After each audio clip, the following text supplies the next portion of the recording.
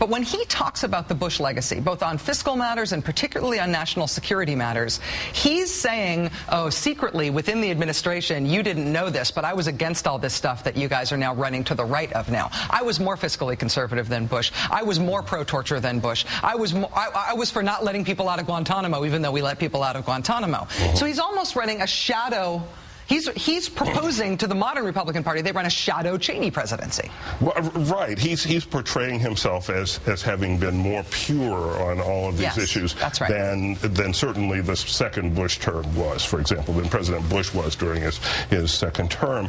And that gets the crowd going. But is that, even from the conservative point of view, is that a winning strategy even for 2010, much less for 2012? Is that really what independents want, who you have to attract?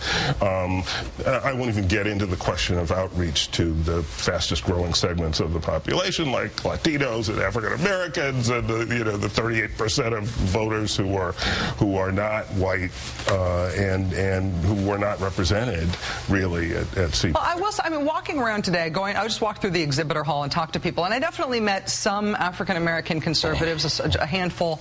I definitely saw on the program there are agenda items that are targeted toward Latino conservatives, but they're alongside this.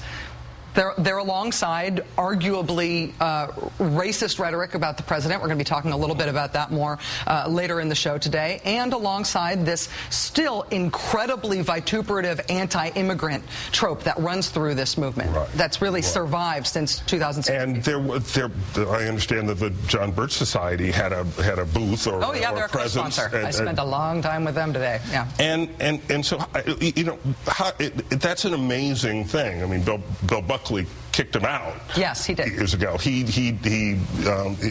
pure conservatism wouldn't tolerate that sort of thing in his day. It does show how far the conservative movement has come, and that sort of thing really alienates a lot of the kind of old line Buckley style conservatives who feel they don't have a home in this organization that they kind of founded. You know, it's interesting, when I was talking with the John Birch Society folks, they wanted to talk to me because we had talked about them as a co-sponsor in months and weeks leading up to this, and I said to them, do you feel any friction in dealing with the sort of Buckleyite conservative core folks, because William Buckley essentially exiled you from the conservative movement for a generation or more. Since the 60s they've been exiled because of the way he just absolutely ran them out of the movement.